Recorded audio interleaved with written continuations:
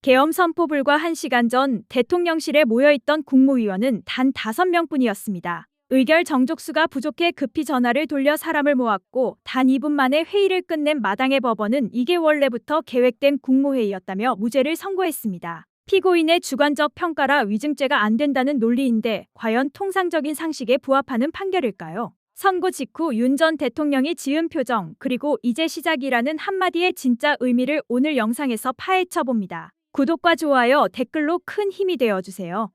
한덕수 재판에서 이제 위증한 혐의로 재판에 받았던 윤석열의 무죄 소식부터 다루도록 하겠습니다.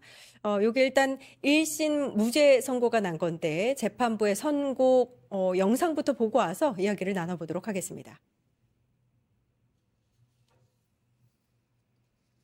예.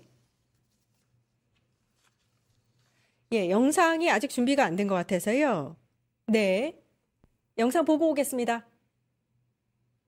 국무회의를 소집할 생각이 있었다는 피고인의 진술은 1, 2차로 나누어 소집하려고 한 국무위원들의 모임이 국무회의로서 법률적 효력을 갖는지에 대한 피고인의 의견 내지 주관적 평가에 불과하기 때문에 이는 사실관계에 관한 기억에 반하는 진술이라고 보기 어려워 위증죄의 대상이 되지 않습니다. 그렇다면 이 사건 공소사실은 범죄의 증명이 없는 때에 해당하므로 형사소송법 325조 후단에 의하여 무죄를 선고하고 피고인에 대하여 무죄를 선고하는 경우 배상명령을 할 수 없으므로 이 사건 배상명령 신청은 각하하기로 합니다. 예. 윤석열의 주장은 한덕수의 권유로 이제 국무회의를 소집했다라는 것이 사실이 아니고 본인은 원래 국무회의를 소집하려고 계획을 했었다라는 주장이고 이걸 재판부가 받아들여서 무죄로 봤습니다. 조은석 내란특검은 2년을 구형을 했었죠. 이거 선고 어떻게 보셨어요? 저로서는 좀 판결 이유가 좀 납득이 안 가는 무죄 판결이었던 것 같고 항소심에서 아마 뒤집어질 가능성이 높지 않은가 전 개인적으로 그렇게 생각합니다. 예, 그러니까 윤석열의 주장에 따르면 계엄 전에 국무회의를 소집하려고 했다라는 주장인데 거짓말이죠.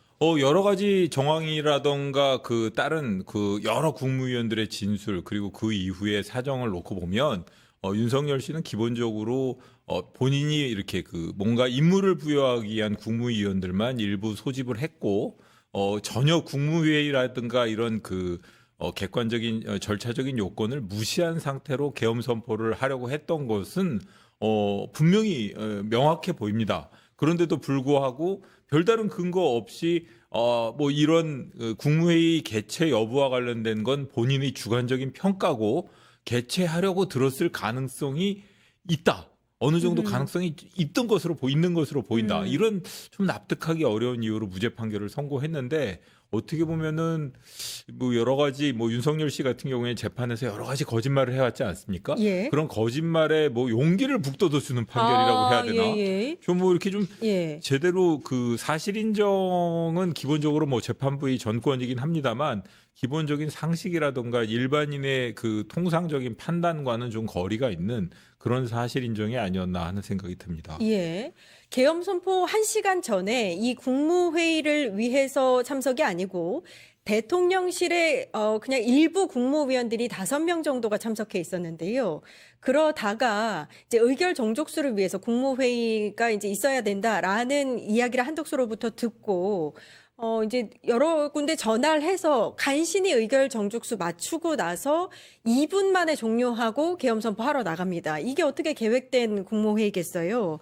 그 재판부는 일단 계엄 문건을 미리 준비했으니까 요걸 근거로 들어서 계획된 국무회의였다 이렇게 판단한 것 같은데 류경진 재판부 말입니다. 네네. 류경진 이 재판장은 내란 관련한 여러 재판에서 무죄를 판결한 경우가 굉장히 많았어요. 지난번 조태용 전 국정원장에 대해서도 징역 1년 6월을 선고했죠. 전체 공소사실 중에 한 90% 정도에 해당하는 공소사실 전부에 대해서 무죄 판결을 선고하고 일부 위증 혐의에 대해서만 유죄를 인정하고 징역 1년 6월을 선고했습니다. 그러면서도 어떻게 보면 법정 구속은 하지 않았고요.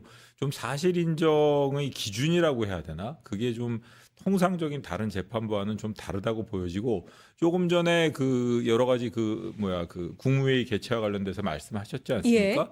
그 미리 그 포고문을 작성했다던가 이런 것은 국무회의를 개최할 생각이 전혀 없었다는 사실과도 배치되지 오히려, 않습니다. 아하, 예. 그리고 예. 오히려 거기에 부합하는 증거로도 사용될 수 있는 겁니다. 그런데 이렇게 이 국무회의를 개최하려고 들었을 가능성이 있다라는 그 근거로 그 설시한 부분들이 사실은 일반적인 그 상식에 비춰보면 전혀 납득이 가지 않는 논리전개 과정 자체가 좀 통상적이지 않습니다. 예. 그런 면에 비추어서 제가 항소심에 가면 특검에서도 당연히 이걸 납득하기 어려울 것이고 어허. 항소심에 가면 이게 뒤집어질 가능성이 상당히 높다고 생각이 들고요.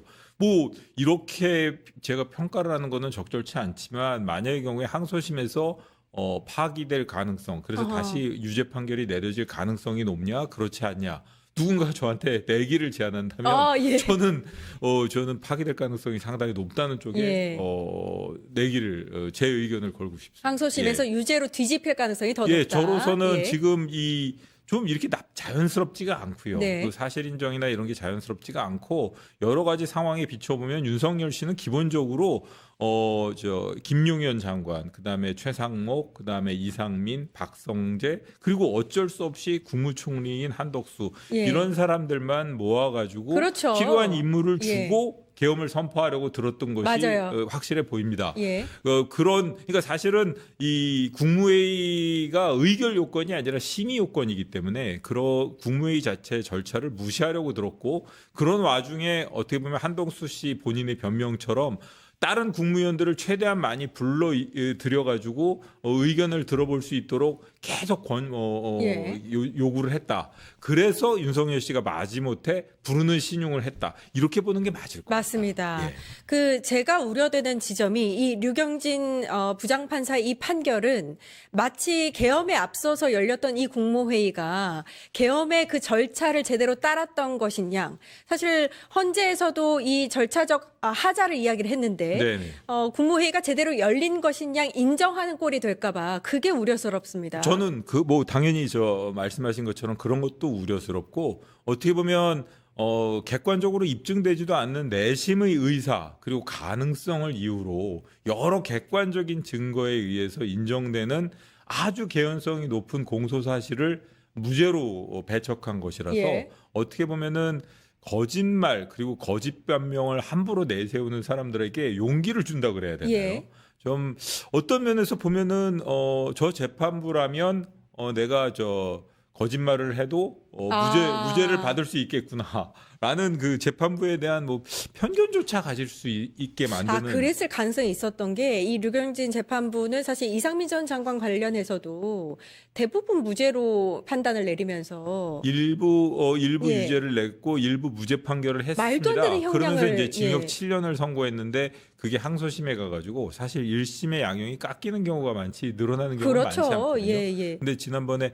다 기억하시겠지만 징역 9년이 됐고 일부 무죄 부분이 뒤집어졌습니다. 그랬었습니다. 네네. 이게 제가 정말 기분 나쁜 게 이 무죄 선고가 날 때 윤석열 또 그 변호인단이 웃음을 지었어요. 예. 근데 본인들의 죄값이 얼마나 무거운지를 도통 모르고 8개 재판 중에 하나 무죄 났다고 지금 좋아하고 있는 꼴이, 그래서 이거 어떻게 받아들여야 될지 모르겠습니다.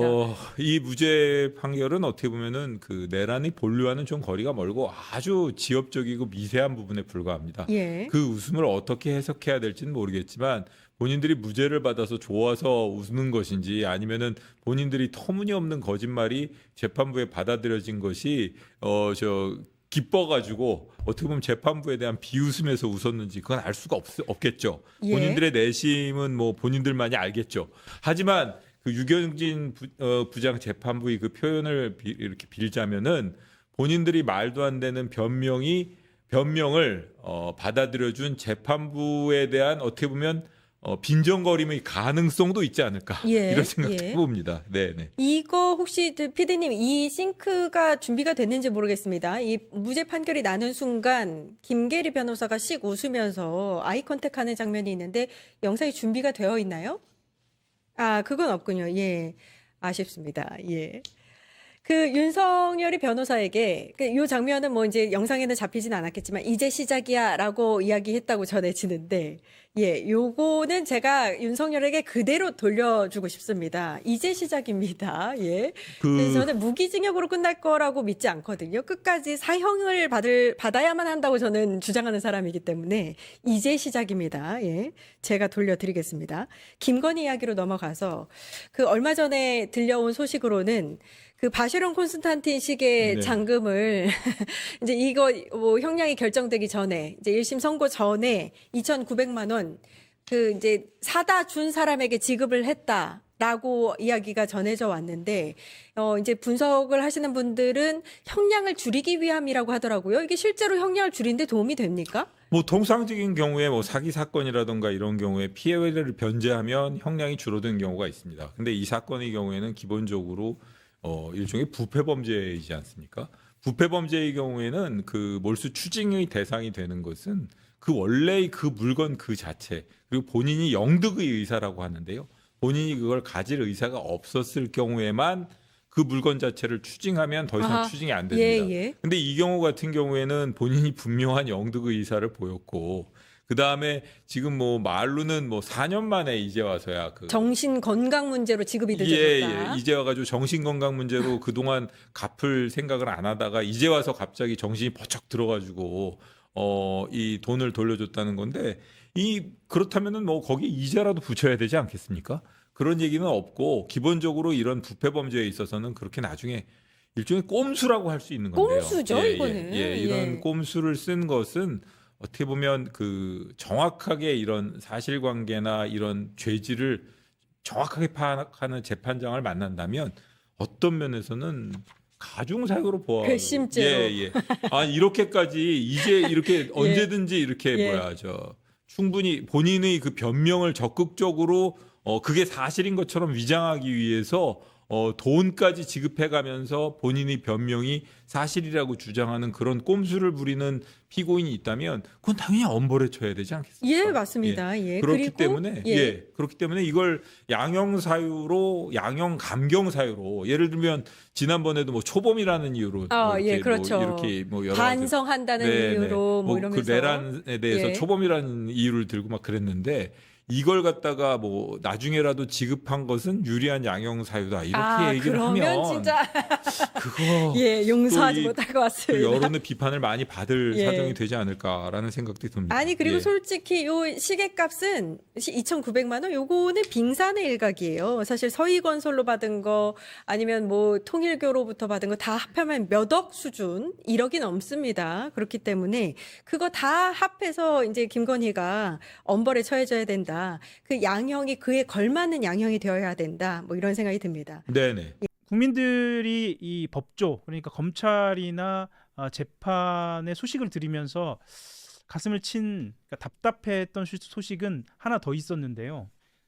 윤석열 무죄가 하나 나왔습니다. 저것도 예. 진짜 황당한 사건입니다. 예, 네. 사실 이것도 하다 보면 최소한 30분이죠. 네. 근데 최소한 축약해서 한번 축약해서. 예, 시간 다 이야기를- 됐나요 또 오늘로? 예, 매번 죄송- 이러네요. 예, 매번 이러는데요. 매번 준비한 것의 절반도 못 하고 예. 끝나는 희한한 저는 일이. 또 그 말씀을 드리는데 우리끼리 너무 흥분해 있다가 시간을 우리끼리만 너무 신난 거 아닌가? 제 잘못입니다. 예, 늘 말씀드리지만 진행의 잘못입니다. 네 맞습니다. 진행자 잘못입니다. 제가 해보니까요 잘하기가 어렵습니다. 네. 예, 그리고 특히나 이 한 번 말이 오가다 보면 끊기가 쉽지 않고 그래서 그러니까요. 윤석열 재판 바로 넘어가겠습니다. 네. 윤석열 전 대통령이 재판이 넘겨진 게 굉장히 많지만 어제 무죄 선고를 받은 건 1심입니다. 네. 이 1심은 내용은 이렇습니다. 12.3 비상계엄 선포하기 전에 한덕수 전 국무총리의 건의와 무관하게 한덕수가 건의하기 전에 처음부터 계엄 선포를 위한 국무회의를 열 계획이었다. 이렇게 증언을 했어요. 네. 그리고 그거 거짓말이다라고 기소를 했고요. 이것에 대해서 무죄가 나왔습니다. 그러니까 재판부가 한마디로 말해서 윤석열은 처음부터 국무위원 소집 계획이 있었다라고 본 거예요. 이거 어떻게 해야 돼요? 그러니까 예. 이제 재판부의 판결 내용을 보면 이런 거잖아요. 국무회의를 한덕수의 요청과 무관하게 열겠다라는 마음을 먹고 있었는지 여부는 내심의 얘기니까 예. 그거를 내가 마음 먹고 있었어요. 네. 라고 하는 말을 너는 내심에 그런 생각을 갖고 있었던 게 사실이 아니야 라고 판단할 수 없기 때문에 그건 무죄 이런 거 아니에요, 그죠? 정리하면? 예, 아주 간단하게 정리를 해주셨어요. 그러니까 네. 일종의 가능성이에요. 네. 예. 그러니까 너는 네가 마음속에 중무회의를 2번 열려고 했는지 3번 열려고 했는지 30번 열려고 했는지 네 마음속에 있는 건데 너는 지금 여기서 열려고 했었다고 하니까 내가 네 말을 믿어줄게 이런 거잖아요. 네. 쉽게 말을 하면. 예. 자, 그런데 한번 객관적으로 나와 있는 팩트를 한번 따져봅시다. 심의삼 계엄이 벌어지던 날, 제가 지금 기억이 정확하진 않을 수 예. 있습니다. 바로 잡아주세요. 계엄이 벌어지던 날 만약에 윤석열 씨가 정상적으로 국무회의를 열려고 마음을 먹었다면 국무위원들 전원에게 같은 시간에 국무회의가 열린다라는 통지를 했었어야 맞습니다. 그거 하면 바로 모이죠, 사실은. 그럼요. 대통령이 오라 그러는데 안 가요? 그럼요. 대기를 다 하고 모여요. 있습니다, 실제로. 그런데 중요한 거는 그렇게 안 모입니다. 네. 잘게 쪼개면 3번, 적게 쪼개면 2번에 걸쳐서 국무위원들이 소집됩니다. 특정한 인물들한테 그 집단한테만 보냅니다. 아예 저녁 8시 전후인가 몇 명만 불렀어요, 처음에는. 그래서 이상민이 김용현, 올라온 거고요. 한독수 이런 사람들만 그렇죠. 예. 부릅니다. 네. 그때 이제 김용현도 있었고 거기에서 얘기가 나와서 국민을 열어야 될 것 같아. 그래서 몇 명만 또 부릅니다. 네. 그리고 난 다음에 맨 마지막에 아마 송민영 장관 이런 사람들이 마지막 연락을 받은 걸로 제가 기억이 맞습니다. 되는데 예. 이 사람들이 제 기억이 맞다면 대통령실로부터 국무회의가 있으니까 들어오라는 연락을 받았다는 시간이 대략 9시 20분 언저리입니다. 맞습니다. 그러면 상식적으로 생각을 해보세요. 세종시에 있는 사람들도 있을 거고 서울에 없는 사람들도 있을 건데 최소한 본인이 국무회의를 열겠다는 마음을 먹었다면 늦어도 8시 전후에는 전화를 했었던 게 맞아야 돼요. 그러니까 한덕수 총리를 만나기 전이나 그럼요. 그 직전 직후에 직후에 했었어야 됩니다. 했어야 하는 게 맞죠. 거기다가 재밌는 거는 윤석열 씨가 원래 비상계엄을 몇 시에 열려고 했죠? 이제 선포하려고 했죠? 10시입니다. 10시입니다. 예. 본인이 뭐라고 얘기를 하면 이거 심지어는 윤석열 씨가 무슨 말까지 했냐면 법정에서도 한 말이에요. 네. 본인이 원래는 내가 비상계엄을 10시에 선포하려고 했는데 하도 국무위원들이 반대하고 말려서 우리가 국무회의를 진행하는 바람에 10시 27분인가 29분으로 늦어졌다고 이렇게 얘기를 해요. 예. 그러면 10시에 본인이 열려고 했으면 최소한 2시간 정도 전에는 국무위원들한테 연락을 해서 들어오라고 했었어야지 이게 아구가 맞는 얘기가 돼요. 예. 그런데 마지막으로 연락을 받은 최상목, 송민영 이런 분들은 예. 전화를 받은 시간이 9시 20분 언저리입니다. 예. 그러면 이 사람들이 실제로 오기가 불가능한 시간. 불가능한 시간이었고 사실은 예. 실제로 이 사람들이 도착한 시간이 10시가 넘은 시간에 그렇죠. 도착을 네, 해요. 네네네. 그러면 그 CCTV로 우리가 다 봤죠. 다 받고 예. 그러면 윤석열 씨는 이 사람들이 오거나 말거나 10시에 비상계엄을 선포하려고 했어요. 네. 이 사람이 10시에 비상계엄을 선포하지 못했었던 이유는 한덕수를 포함한 몇몇 사람이 그래도 국무회의는 열어야 된다 라고 얘기하니까 김용현이 계속 손가락으로 이제 얘기해가면서 4명 부족하다고 예. 이러면서 돌아다니면서 사람들을 모은 거였습니다. 음. 자, 사실은 제가 이 비상계엄을 열려고 했는지 열 마음이 없었는지 이 문제는 제가 위증으로 기소가 됐다 그랬을 때 이게 무죄가 날 거라고 상상도 못했어요. 상상 못했습니다. 예. 저는 사실은 그 말을 윤석열 씨가 실실 쪼개가면서 죄송합니다. 실실 웃어가면서 법정에 증인으로 나와서 말을 하는 모습을 제가 봤거든요. 무죄 판결 나오고도 너무 웃더라고요. 윤석열. 그 웃는 모습을 제가 보면서 예. 속으로 저거 위증으로 저 기소해야 될 것 같은데 제가 그 생각을 그때도 했었거든요. 네. 아니나 다를까 기소를 해서 제가 너무나 고마웠는데 예. 이게 무죄가 난다? 아니 이런 식으로 따지면 과거에 이재명 대통령은 네. 자기가 그 뭡니까 식품연구원 네. 관련돼서 국토교통부로부터 공문을 받고 자기가 뭐 강압적으로 느꼈다. 근데 그거 가지고 그 당시에 법원이 뭐라 그랬어요? 강압이 아니었는데 넌 강압으로 느꼈다고 거짓말하고 있다라고 이거 가지고 문제를 삼았었어요. 이 내심을 가지고. 시죠? 예. 그러니까 이것도 아까하고 똑같은 겁니다. 왜 내심에 대한 얘기인데 사람에 따라서 그 내심에 대한 판단이 달라지느냐. 법원이 이래도 되느냐, 수사기관이 이래도 되느냐. 그러니까 과거에 이재명 대통령을 2가지 그 선거법 위반 위증 혐의로 기소를 했지 않습니까? 그렇죠. 그때 내심 가지고 기소한 거예요. 그렇죠. 내심이죠. 그러면 공수처도 수사기관 그 이제 지금 이게 이제 내란 특검에서 이제 기소한 건데 그렇죠. 이게 내란 특검에서 이제 기소를 한 것에 대해서 왜 법원의 판단이 또 달랐냐? 그때 이거 2심에서 무죄라고 하니까 대법원에서 파기환송시켰던 거 아니에요? 맞습니다. 예. 이거 무죄로 본 게 잘못됐다고? 왜 같은 사람에 대해서 아니 그러니까 같은 사건에 대해서 같은 사안에 대해서 법원의 판결이 이랬다 저랬다 하느냐. 이러면 대한민국 국민 누가 법원 판결을 신뢰하겠냐. 그렇죠. 그건 말이 안 되는 거예요. 그래서 이 판결을 두고 역시 조이데 코트의 혼란상이 또 보인다라는 네. 이야기도 있고 뭐 2심에서 정리가 되겠죠? 네. 2심에서 저는 2심에서 정리가 될 거라고 되겠죠? 보고 예, 예, 다시 예. 한번 강조하지만 윤석열 씨는 비상계엄을 2024년 12월 3일 밤 10시에 하려고 했습니다. 그건 본인 입으로도 한 얘기입니다. 예. 이것만 적용을 해도 이거는 무죄가 날 수가 없어요. 그러니까 앞뒤가 안 맞죠. 앞뒤가 아예 안 맞아 아예 안 버려요. 맞아요. 예. 예. 앞뒤가 아예 안 맞고 실제로 다른 판결에서는 그 윤석열이 한 전 총리, 그러니까 한덕수의 건의를 듣고도 비상계엄은 반드시 국무회의를 거칠 필요가 없다는 취지로 말해서 한덕수가 거듭해서 설득했다라는 맞아요. 게 판결문에 있어요. 그러니까 지금 맞습니다. 1심끼리도 예. 1심끼리도 맞지 않는 상황입니다. 다만 말씀하셨던 것처럼 공교롭게도 공수처도 그렇고 이 윤석열도 그렇고 심우정도 그렇고 윤석열도 그렇고 이 내심 네, 이 법의 잣대가 사람에 따라 달라지고 사안에 따라 달라집니다. 예, 이런 부분들은 반드시 한상진 기자와 짚고 넘어갔어야 했다. 그리고 네. 그 하여튼 지금 말씀 잘했는데 이거 지금 내란 관련된 사건 여러 재판부에서 여러 지금 재판장들이 진행하고 있지 않습니까? 그렇죠. 예. 지금 이 판결이 나오기 전까지 여러 재판부에서 윤석열이 비상계엄 선포 시간을 늦춘 거는 한덕수 등 국무위원들이 국무회의를 열어야 된다라는 얘기를 계속해서 어쩔 수 없이 늦어졌다라는 식으로 판결이 이미 나왔어요. 네. 그러면 판결이 이렇게 낼 것 같으면 판사들끼리 멱살 잡고 한번 싸워야 돼요. 그렇잖아요. 자기들끼리 결판 내야지. 왜냐면 이게 이런 식으로 또 2심으로 가면 또 제각각 판결이 나올 가능성이 있잖아요. 또 예.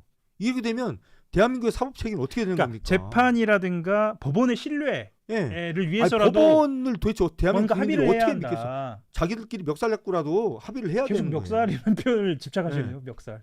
아니 예. 지금 예, 멱살 그렇죠. 잡아야죠. 그렇죠. 아니, 멱살 지금, 잡아야 예, 합니다. 잡아야 합니다. 이게 보통 사건이 아니에요 지금. 예. 마지막 질문 드리면서 시간을 마무리해야 할 것 같은데요. 윤석열 거짓말 죄송합니다. 그 얘기를 아 윤석열 거짓말 재판 사실은 저도 이제 할 말이 없는 게 사실은 제가 이제 한 2, 3일 전에 예. 윤석열 거짓말 재판 관련돼 가지고 제가 이제 기사를 하나 쓰려고 네. 마음 먹고 이제 준비를 하고 있었는데 저도 사실은 윤석열 거짓말 재판 거의 매주 하나씩 쓰고 계시잖아요. 네. 이번 주 기사가 없더라고요. 제가 못 썼어요. 게을러 가지고. 근데 제가 이거는 이제 요 말씀만 드리면 될 것 같은데 6월 8일입니다. 예. 그때 결심을 합니다. 잠깐만요. 6월 8일이요. 네. 이게 아마 다음 주 아닌가요? 예, 다음 주입니다. 네, 다음 주 6월 마침 8일 날 예. 결심 몇 시인가요? 결심이 아마 오후 2시인가? 예. 그럴 다다음 건데 주입니다. 다다음 주 다다음 주, 월요일입니다. 다다음 주 월요일이구나. 그 결심을 하는데 그날 이제 구형이 나옵니다. 예. 이 구형을 보면 예. 이게 만약 유죄가 선고가 됐을 때 네. 대략의 선고 결과를 예측은 해볼 수 있잖아요. 네. 제가 다시 한번 말씀드리지만 100만 원 이상 이제 실형이 나오면 벌금 네. 100만 원 이상이 나오면 국민의힘은 얼마를 토해야 한다? 497억을 토해내야 합니다. 예. 6월 3일 지방선거 결과와 함께 네. 연동되면 국민의힘이 들썩들썩하겠네요. 그렇죠. 네. 저는 이제 국민의힘의 올해 가을 겨울의 운명은 네. 이 사건에 달려 있다고 제가 매번 말씀을 드리는데 예. 그 1심 결과를 예측해 볼 수 있는 결심이 예. 6월 8일 오전 음. 10시인가 뭐 오후 2시인가에 열립니다. 그 많은 사람들이 좀 관심을 가져줬으면 그 좋겠습니다. 박근혜 전 대통령이 지금 수도권 제외해서 전국 누비고 있지 않습니까? 네. 아마 수도권으로 진입할 때쯤이면 천막을 들고 네. 텐트를 칠 준비를 하지 않을까. 뭐 그럴 수도 있어요. 예, 6월 8일 한번 기대해 보고요. 선고도 7월. 네. 예, 지금 예고돼 있죠. 그렇죠. 7월 10일입니다. 11월 10일입니다. 여름에 텐트 치기 괜찮습니다. 여의도에. 예, 뭐 괜찮으니까요. 예. 박근혜 씨는 과거에 텐트를 쳐본 경험도 있는 분이라서 그럼요. 이제 그래서 잘 칩니다. 말씀드린 거죠. 예, 네. 예. 그때 텐트를 칠 때 저도 기자여서 제가 이제 그때 이제 정치부 기자여서 국회 열심히 다녔는데 그때 저는 지금 비장했죠. 기억납니다. 그때 딱 예. 한용판 들고 가는 거 아닙니까? 지금 그 뭐죠? 그 여의도에 지금은 그 고층 빌딩에 들어선 그 예. 자리에 탁 텐트 쳤을 때 그 텐트 관리자가 이정현 전 그랬나요? 대표였죠.